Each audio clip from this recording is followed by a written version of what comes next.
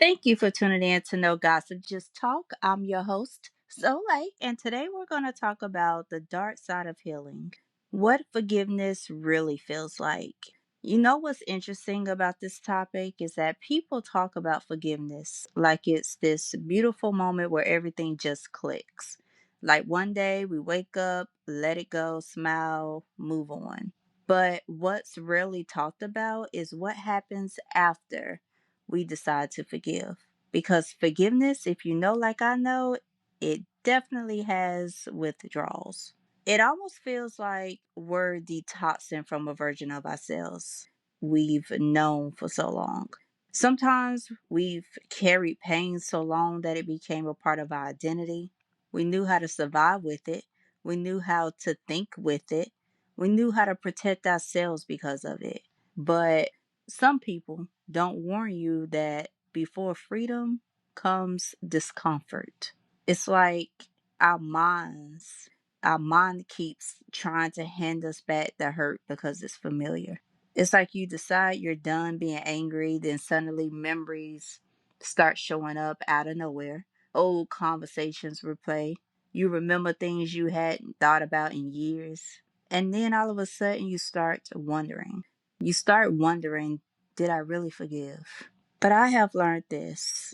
Forgiveness isn't always about forgetting. It's about no longer allowing the wound to control our decisions, which is a process. Some days we feel light, other days we feel like we're right back where we started, but honestly, we're not. Healing isn't measured by whether we remember the pain. It's measured by how much power the pain still has over us. The hardest part about forgiveness is that nobody can do it for us. People can encourage us, they can love us, they can pray for us, but eventually we have to make peace inside ourselves. And that's where the dark side of healing shows up.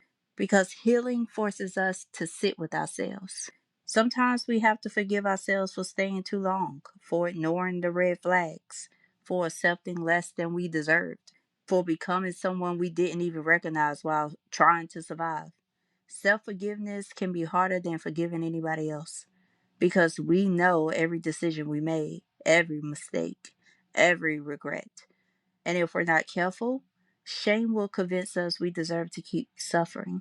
And here's something else I've learned: forgiveness doesn't always mean reconciliation. We can wish someone well from a distance. We can release resentment without reopening doors that were closed for a reason. Sometimes protecting our peace is a part of healing too. Boundaries, they don't cancel forgiveness. Sometimes boundaries are evidence that healing is actually working. The beautiful thing about making it through the dark side is what waits on the other side. Peace starts becoming louder than pain. Joy doesn't feel forced anymore. We stop needing closure from people who were never capable of giving it. We stop explaining ourselves to people committed to misunderstanding us. We stop carrying emotional weight that was never ours to begin with. And then slowly for surely, we begin meeting a version of ourselves that's lighter, more compassionate, more emotionally free. Not because life suddenly became perfect, but because we're no longer carrying everything that tried to break us. If there's one thing I hope we remember today, it's this. And also, here are my takeaways. Healing isn't always pretty.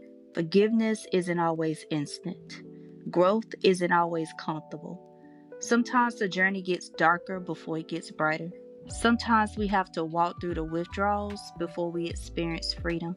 But if we keep showing up for ourselves, if we keep choosing peace over bitterness, if we keep choosing wisdom over revenge, we'll eventually look back and realize the pain wasn't the end of our story. It was the beginning of a new chapter, one where we finally stopped surviving and started living.